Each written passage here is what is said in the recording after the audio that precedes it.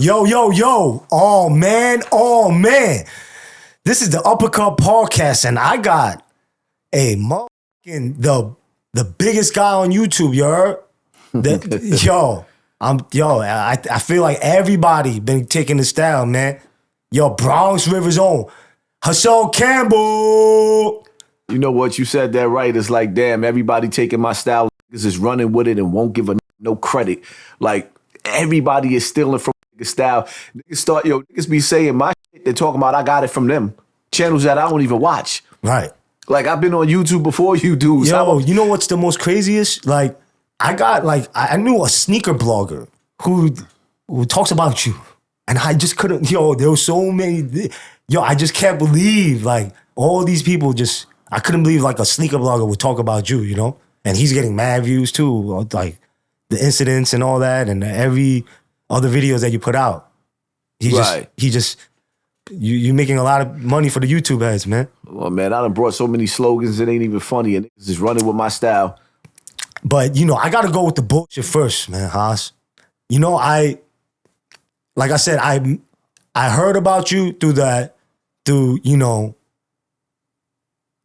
Africa Bambaataa thing. Right. Where do you stand on that right now? I mean, it's only one way to stand against pedophilia.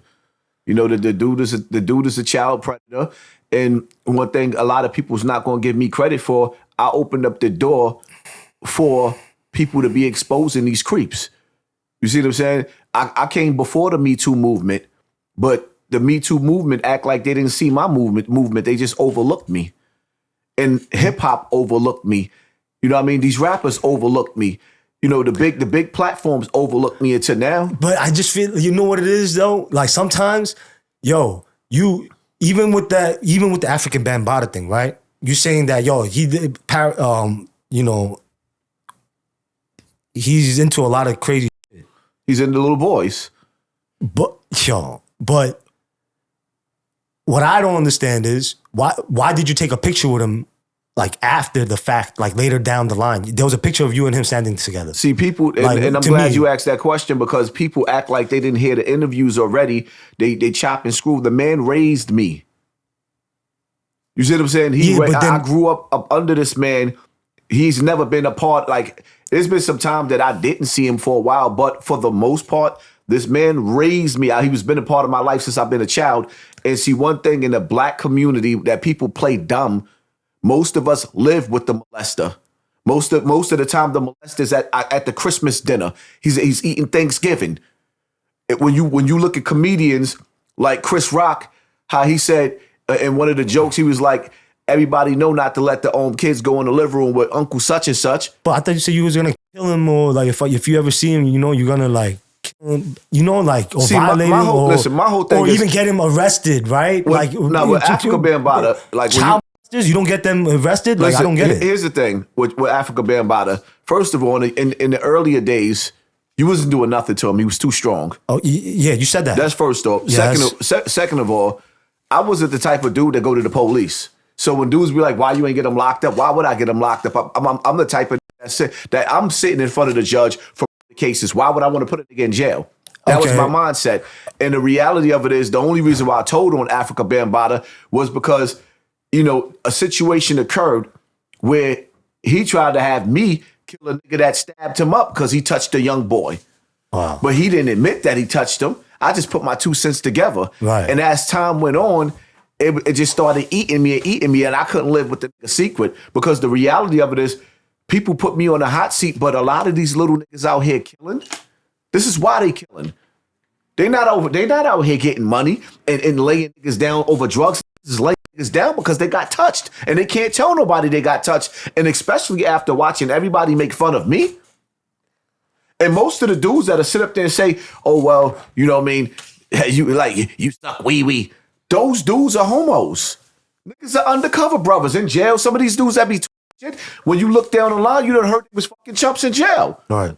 So of course they're not gonna like a nigga like me because I go against what they stand for. And they're not gonna tell everybody that they chumps. So if African Bambaataa ever get convicted, right? Would you ever go to court and at this point, yes. Absolutely. You would go on the stand and tell everybody. There's somebody right now, a John Doe, that's waiting. Africa Bambaataa is running.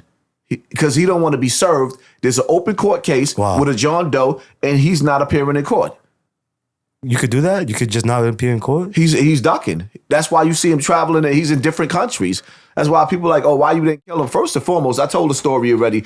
When I first exposed Africa Bambaataa, they had a meeting in a room, and he apologized what he did to me. He cried. He apologized in front of a room full of people. Right. So my whole thing was, when the nigga Ron Savage came out 6 months later, he on the front page of the newspaper, then the whispering start, and I got a phone call basically saying like, yo, they talking about killing you. So after that, that's when I went on Star's platform like, you know what? Ain't no holds barred now. Right. Because I guess they felt like I had something to do with Ron Savage. But now whatever happened to him? He reneged on his statements and said it was a misunderstanding. Right. Wow. I don't understand how you it's a misunderstanding when you sucking a grown man, but okay. Oh my God. You see what I'm saying? The guy had a mouthful of jism. And let me set the record straight too. Africa Bambaataa has never put his wee-wee in my mouth. So when we saying dumb shit like that, you got to ask them, like, is that part of your fantasy? I never said he did that. I said he thigh'd me. I made it clear what he did and what he was doing. He's never done that to me or never even tried to do that to me. Right. You see what I'm saying? So, like I said, when dudes are saying stuff like that, is that your fantasy? Because you're making up stuff. I made it clear what he did to me. You see what I'm saying? Real clear. So how is this adding on to the story? Yo, and you know, and then because with all that situation happening with the African Bambaataa, and then now you're saying, yeah, if he ever goes to court, you will testify. Exactly. Right. And speaking of hip hop too, I'm kind of going a little left field. Like, you know, a lot of people have been asking me, because you're from the Bronx, correct? Yep, Bronx River Projects. Right. Same projects Africa Bambaataa's from. And they're talking about how, because I had Lord Jamar, peace to Lord Jamar. He came here and he was talking about how Puerto Ricans, right, were there, but they weren't participants in hip hop. I disagree with that. Okay. I absolutely disagree with that. When you go back to the early days of Beat Street and you go back to hip hop, one of the biggest names you're gonna see is Crazy Legs. I absolutely disagree with that. Okay. Puerto Ricans was there hand in hand. Okay. Right. All right. Because I wanted to see a percent, because a lot of people have been like, if you ever interview Africa Bambaataa, he'd be the first one to tell you that. Right. Most of the Zulu Nation was half and half. As a matter of fact, when you look at the Zulu Nation, it was a bit of everything in there. You had every culture. A lot of your people was in there. A lot of everybody in the Zulu Nation. Yeah, but was this before hip hop? This was in the beginning of hip hop. First of all, you gotta think the Zulu Nation is the first family. I come from the first family of hip hop. Right. You see what I'm saying? And what people don't realize is that, like, you have so many people. Queen Latifah, Zulu. Lord Jamar, Zulu. You see Ice Cube, Zulu. He's saying that they were, but they were there, but they, at first they're like, yo, nah, this is like, they were like, nah, don't, they're Moreno, they were black, nah, don't, you know. It was like on some race thing at first, you know, like. Listen, it depends on what circle you was in. Maybe in Lord Jamar's circle, it was like that. Got it. Which he comes from a dope circle. Grand Nubian, when they came out, they was, Brand Nubian was dope. Yeah. You know, and shout out to Lord Jamar. One thing, you know, I understand like certain people keep their distance from me because of me offending so many people in the music industry. I'm not supposed to have any respect for anybody in the music industry that heard my story and chose to look in the opposite direction because they didn't want to speak out against Africa Bambaataa. But Lord Jamar was one of those dudes that actually put himself on the line. Wow. And he spoke the truth. Africa Bambaataa said in the beginning that he didn't know who Ron Savage or none of the victims was. Yeah. Which was weird to me that him and Ron Savage ended up on Lisa Evers at the same time. Wow. That was weird to me. And then speaking of Lisa Evers, why would you be bombing on her? Like, it's like I feel I'm half and half with Lisa Evers because it's like you got to look at the children in your community. She's outside 5 o'clock in the morning. Because they're asking her to come to the thing. What does that, like some Illuminati thing? Like it's her fault that they're all getting bagged for what they did. My whole thing is with Lisa Evers, right? People pick and choose.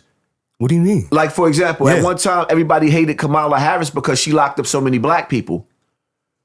So now Lisa Evans get a pass to come in our community 5 o'clock in the morning and snatch our children out of the bed and help the police lock them away and throw away a key. She's not doing anything but just showing what's going on. Listen, I don't think she's... My whole thing is she's participating in our children getting life in jail. She's participating. And my whole thing is some of them deserve it, but Lisa Evans is in a position where she has the power to actually try to help to change these young people. I think not only she, shows the bad side of what's going on in the streets. I'm sure she, the Fox 5 and the thing, they help out the community a lot. Fox 5.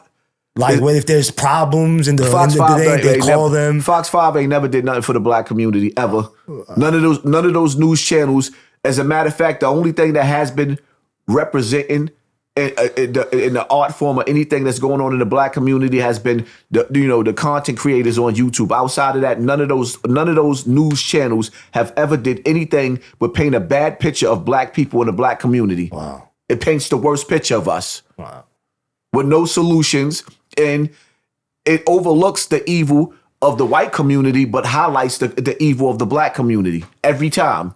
Mm.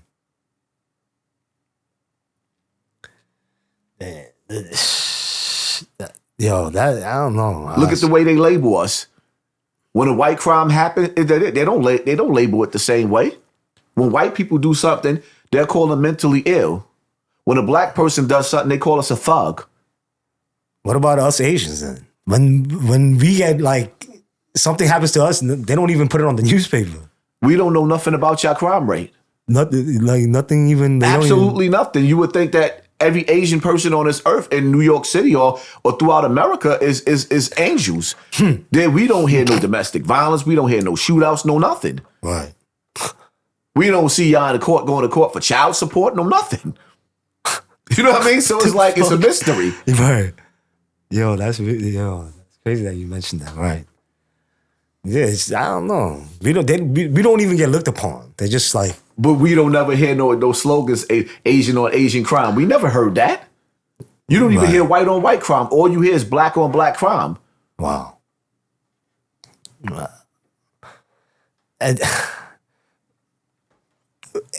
And you did mention yo, why is everybody feel like, I said, you're like the biggest thing on YouTube, but maybe you saying that you're not getting the recognition, right?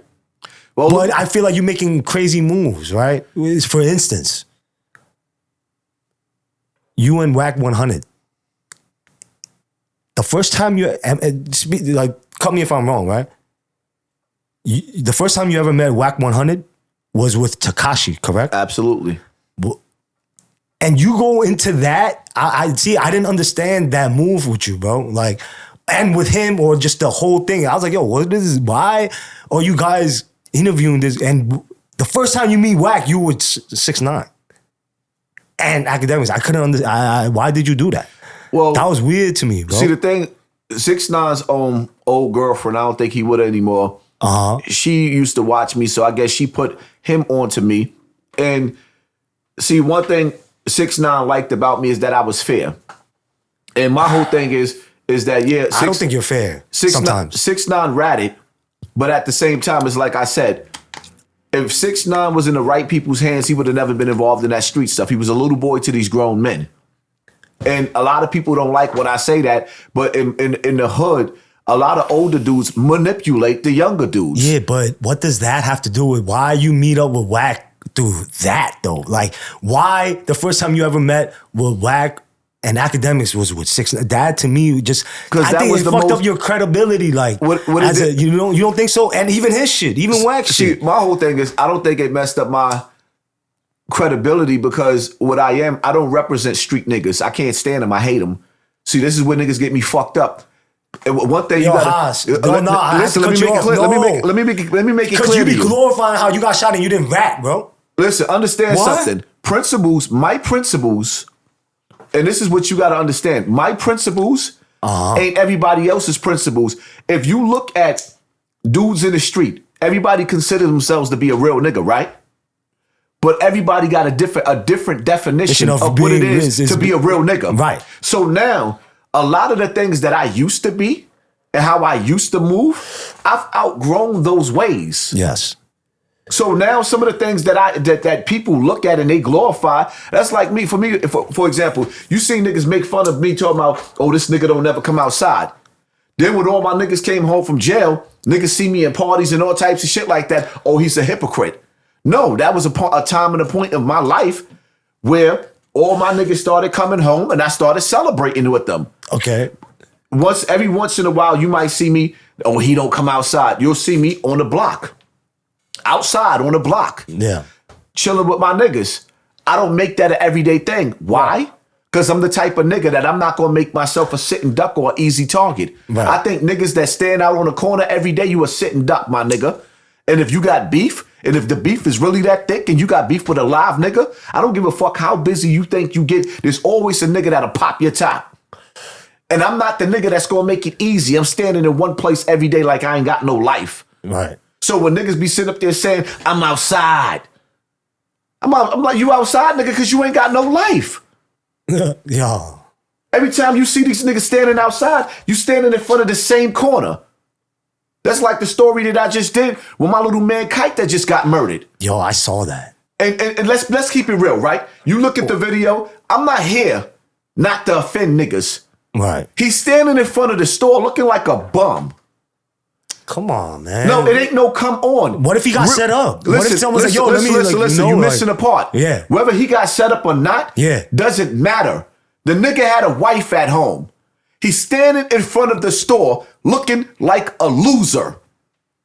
And I'm not going to sit up here and sugarcoat grown men doing bum shit. There comes a time and a point in your life when you 40 years old, you don't have no business standing on a street corner at 11:30 at nighttime. You don't even live in that community, in that hood. So I could say the same thing for you. When you were screaming and then supposedly you said you got hit. When you see me. But it's like, what was that? Okay, so now, right, like, when you see me outside. Yes.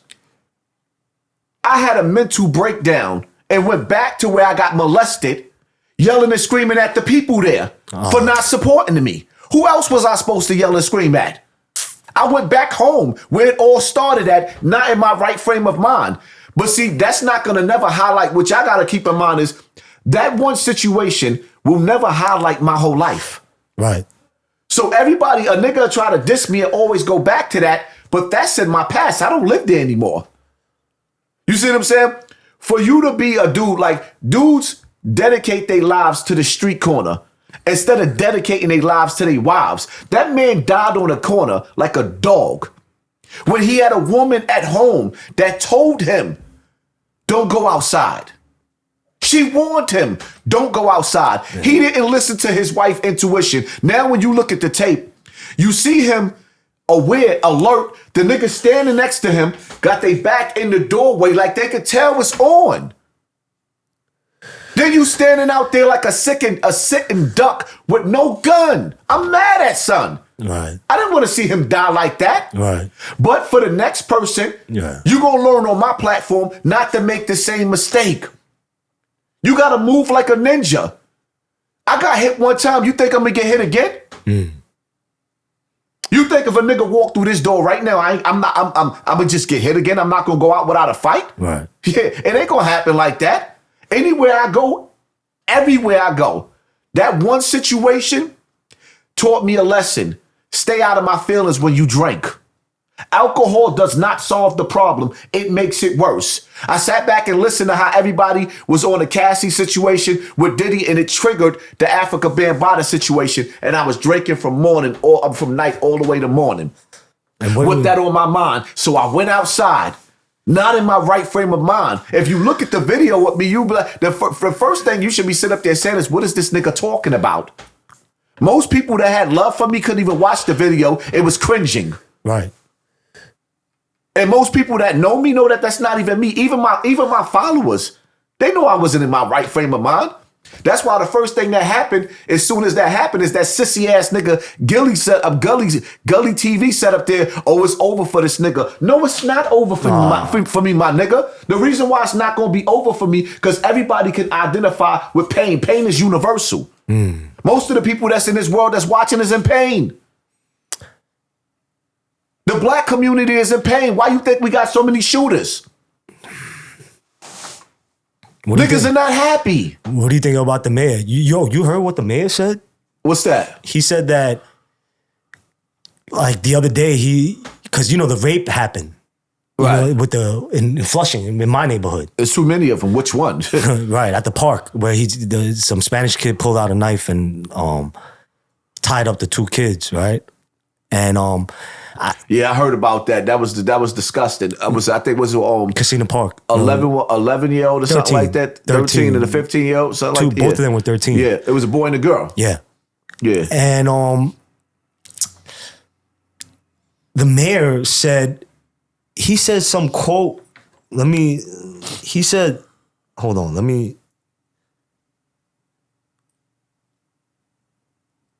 mayor said, we should drink like green smoothie or something like that. You didn't get that? What the hell I got to do with the case? I don't know, but that's what he said. He's like, yo, I don't even know how to respond to that because I don't even know. What do you think about it? What do you think he's like helping? I think the man's a clown. I don't like him. I don't like what he stands for. I think he's a clown. I can't stand the way that these politicians is becoming groupies for these rappers.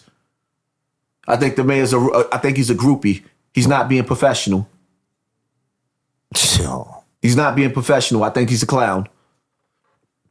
The rappers could get in contact with him, but you got brothers like Danny Barbara, right? A dude that busts his ass for the black community, and the mayor told this man to lose his number.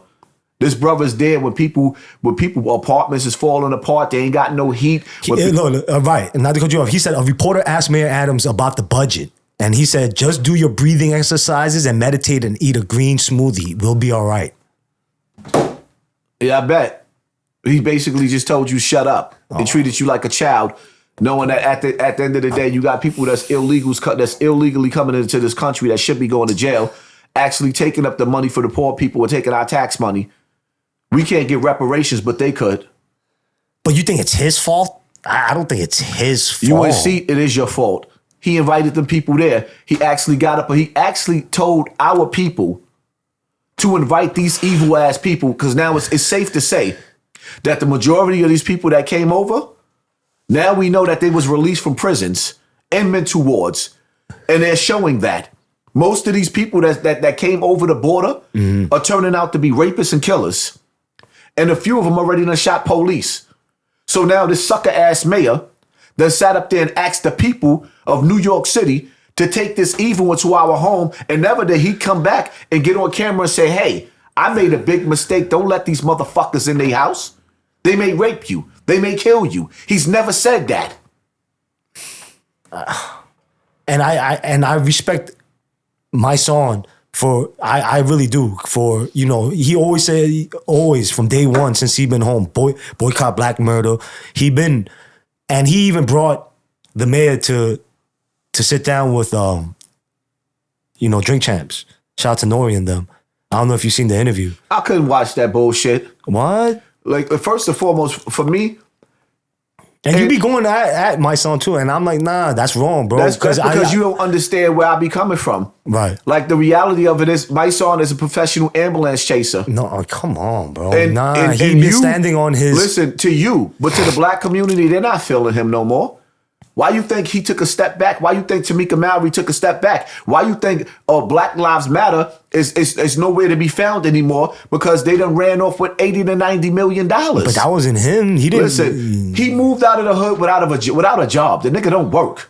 We got to stop with the bullshit. Are you counting his money or something? I'm counting the people money. You had parents of the deceased that called him out and told him, Tamir Rice's mother told my son, stop using my child's name to get grants and benefits off of my son. Then my son replied, I've never mentioned your son's name ever.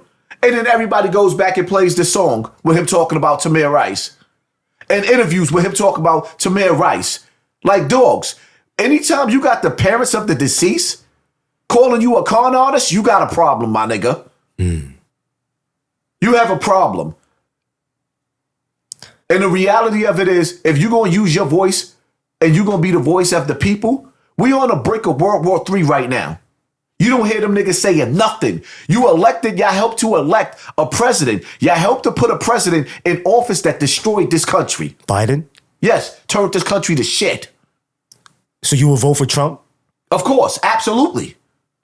Wow. Absolutely. Wow. Biden is a liar. The one thing I like about Trump, he don't give a fuck. He tell you, listen, I don't care if a nigga's racist. Yeah, at least he tells you. I respect a person that's going to speak the truth. On top of the fact that Biden is weak. Yeah, but then but you talk about all this Illuminati thing, right? He came to the Bronx and got Chef G and Sleepy Hollow. He came to the Bronx and got Chef G and Sleepy Hollow because he know that the FBI and the deep state destroyed the black community so bad that's our new leaders now. These ignorant ass rappers. That's why when you look at the White House, you see Biden with who? Fat Joe. You see the mayor with who? Fat Joe. And my question is, when have in the history of being black and being coming from the struggle, have you seen a district attorney turn vice president start hanging out with an ex-drug dealer who still got drug kingpins around him? No, he don't. Bro. Listen, he just said that he was lying. Listen. Fat Joe said that he was lying in 95% of his raps. Listen. It's entertainment. One thing about me, yes, I'm not here for the lies and playing fucking mind games. Everybody in the streets know who's who and what's what. In the FBI, the FBI knows who's who and what's what. Before you even go around anybody that's in the White House, the Secret Service already investigated you. They know exactly who you are. So I'm not going to sit up here. So he's clean. Stop playing with me, my nigga. He's not clean. The niggas around him is not clean. The streets know this. I'm not going to sit up here and sugarcoat that shit because the reality of it is, if black people going to move forward, we got to know that in the past, these politicians would have never sat down with a nigga like Fat Joe. They would have never sat down with these rappers. They would have never sat down with Chef G. Chef G right now is facing his life in jail for murders. Allegedly. Listen, he's facing, I didn't say he was guilty. I said he's facing life in jail for murders. When have you seen politicians start sitting down with the corrupt side of the black community instead of real leaders? There is people out there that's doing community work for the black community. Like I said again, Danny Barber. This is a dude that I know that's out there that's actually running neighborhoods and doing everything that he could for the community. You don't see the mayor sitting down with him. You see him sitting down with rappers. They do got a lot of influence in the streets, though. Don't nobody give a fuck about a nigga's influence in the street when you use your murder, your music for murder, death, kill, and to glorify the streets and selling drugs. Don't nobody care about that. Why would you put a rapper in a position of somebody that's political? You are in violation. Stick to rapping. Stick to performing on the stage. But like I said, like there are ways to maybe get the kids to listen, right? Like, and you went hard on Mano too, bro. And like, and to me too, I don't rock with that because I felt like, yo, Mano, you talk about all this shit too. Like, yo, I went to prison or, murder. Mano went through all that, right? And you said, yeah, he has a song, for the streets or bring the streets back or something like that. And you went in on him, and I feel like, yo, it's like a form of, he's not, it's like we said earlier in this interview, right? Yeah. We don't hear about your people going back and forth with each other and being corrupted, drugs sold. We don't know about your crime rate. But I know in my community. But because we're 1% of the whole US. We're like only 1% to like 5%. All right, but still, this is what you got to understand, right? You'll definitely understand if it was like 40%. In my community, right? Nobody stands up for the children that's being misled, whether it be through the TV shows or it be through the music.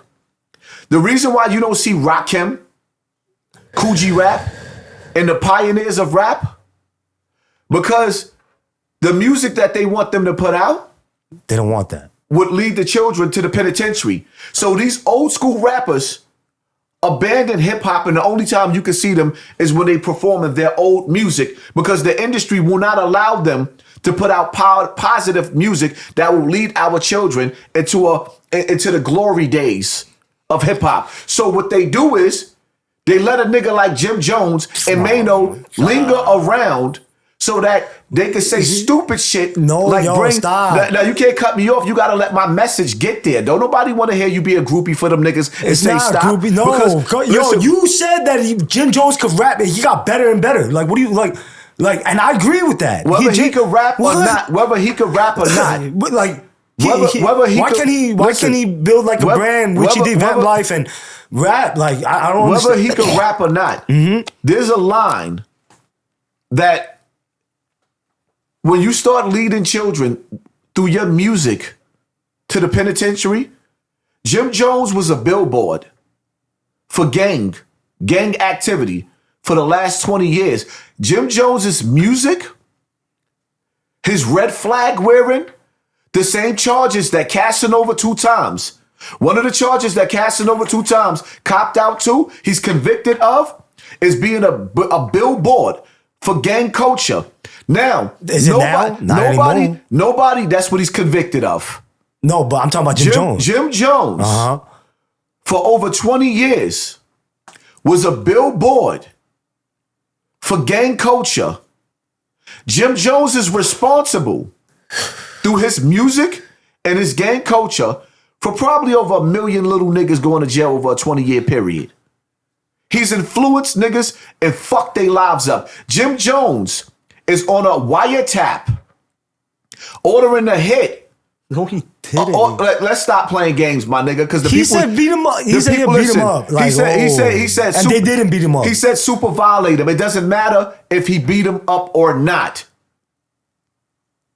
Instead of him giving them niggas good advice, what he said was used in the court and he never got locked up. So we ain't gonna even get into why he never got locked up when he was part of 2 indictments. He was part of 2 indictments. I don't know. Then after that was on a high-speed chase down south in Atlanta. With the guns? Guns, drugs in the car, never did a day in jail. Yeah, because someone probably ate the charge. Listen, bro. somebody's always eating the charge for a nigga that's in a position to be a king. See, one thing, the reason why I stay my ass out of trouble or I move by myself is because I don't want nobody's wife, mother, or anybody's family calling me or sitting up there with envy in their heart because I fucked up somebody's life. He was in a position to lead niggas out of the streets. And he's doing that right now. No, he did not. Mel Matrix is in jail.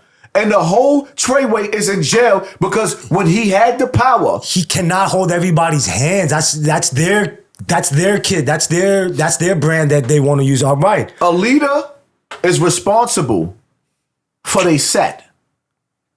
And when you make all these excuses, real men are not going to look at you as a man when you justifying sucker shit. The leader of the camp, John Gotti, is responsible for everybody in the mob. And everybody told on him, but he ate it. Everybody told on him, and he deserved to be told on with his stupid ass. Because the reality of it is, it was his voice on those wiretaps that fucked over Sammy the Bull. Now, I'm not going to co-sign ratting, but the reality of it is, his mouth, he broke his own rules. And if he would have caught somebody else gossiping like a bitch the way he was, he would have had them murdered. Sammy the Bull should have murdered John Gotti. But he didn't find out about John Gotti being a gossiping, bitch-ass, two-faced nigga until he got to the feds. Then he started realizing that if he would have stayed on the streets a little bit longer, John Gotti would have had him whacked because he was getting too powerful. That's why I say pay attention to your circle before they hurt you. But you know what? See, me, some of us is going to care, some of us is not going to care. To the day I die, niggas can sit up there and say little stupid shit, or you said this, or you did that. Every day, I try to come with a message for my people. No, I'm not perfect. Absolutely not. But I'm not misleading nobody's child. What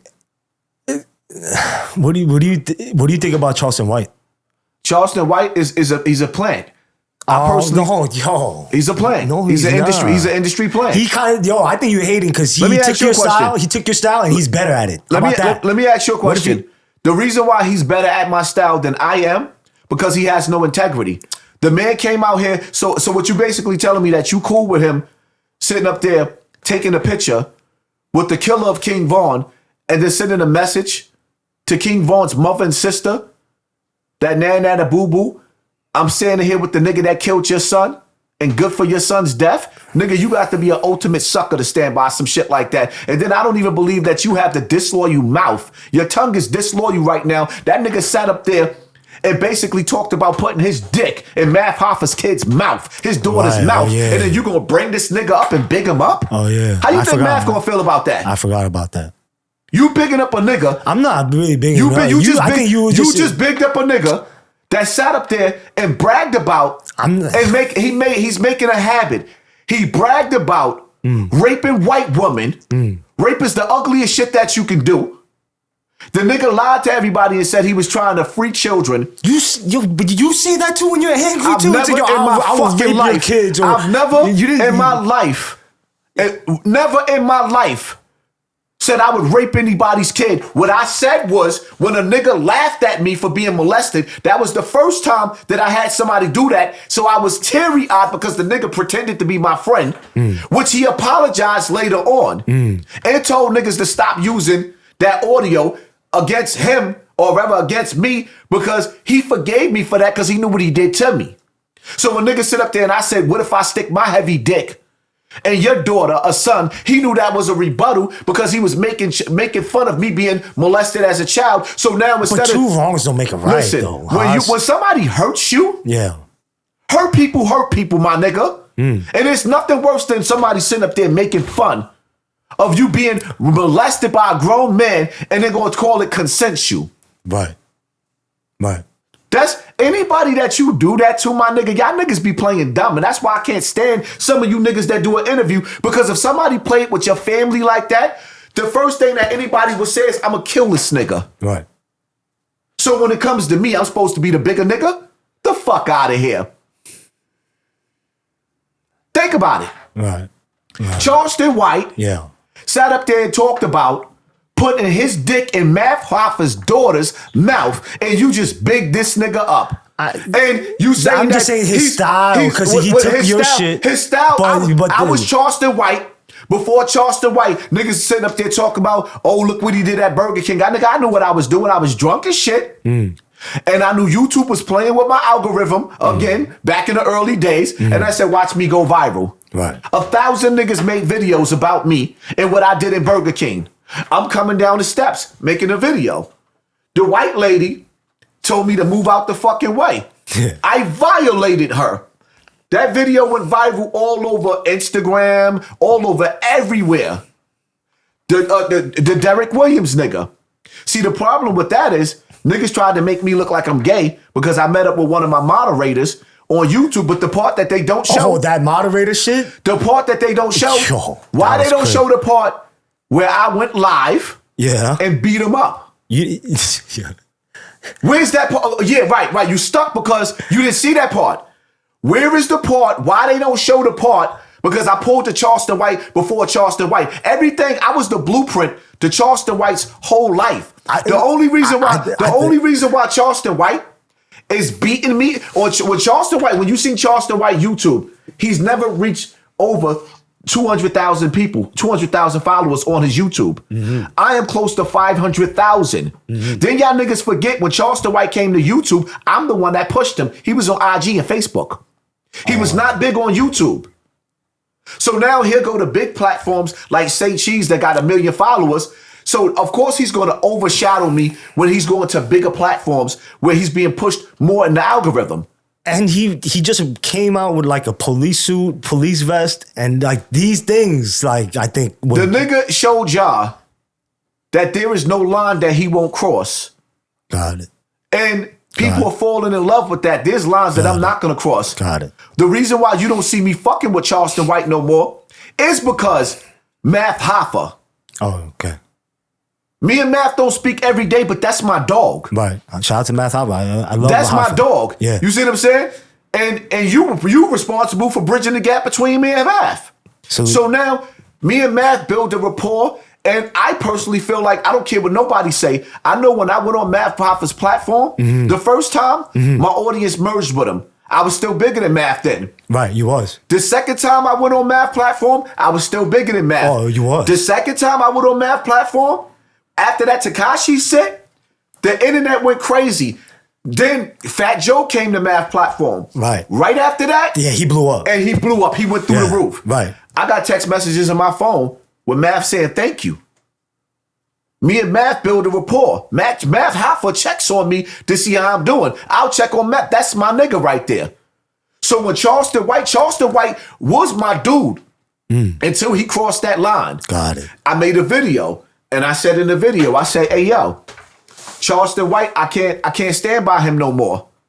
Once he said what he said about Math Hoffa daughters, it was over.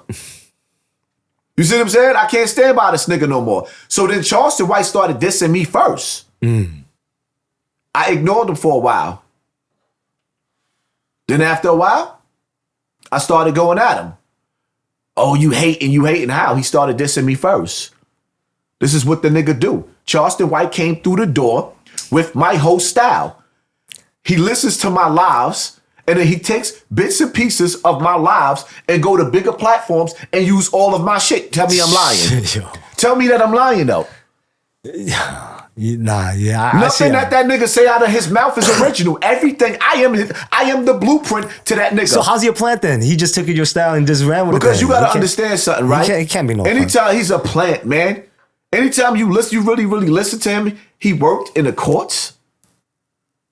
He done did court procedures where he actually ruled over cases like a judge. He did? Listen to him. Some of the shit that he said, you gotta listen to. You gotta really listen to the nigga. Then when you sit back and if you really analyze, right? If they kill you, they make you a martyr. So what they gonna do? Kill your career. You don't see what they doing? How they actually fucking with me in the algorithm? You said Wack did that, no? Listen, you said Wack did that? You think he has the power to do that? At the end of the day, I'm not going to just say that that's just Wack. It's bigger than Wack, but Wack is government too. You can't see that. You can't see that Wack is working with CIA, FBI. Let me ask you a question. What multi-millionaire that you know that's on Wack 100's level just come out of nowhere and decides that he wants to sit down with a Hassan Campbell? Why? Right. On top of the fact that... And then you said, yeah. On top of why wouldn't I say that? He was a dope interviewer. It was one of the dopest interviews that ever happened. It was one of it made history. But it backfired on me. And even still, when they sat down with me, first of all, them niggas had 1,000 gang members there. Second of all, wow. Then it came out on Clubhouse that he was supposed to, they were supposed to knock me out during the interview. Right. You did. Niggas just didn't realize that I had an army with me. That's Tekashi was deep, but I had niggas with me. Right. On top of the fact that, even though we was outnumbered, if it would have jumped off in there, it would have been bad. Nigga, it would have been bad. Right. It would have been really bad. Academic's career would have been over.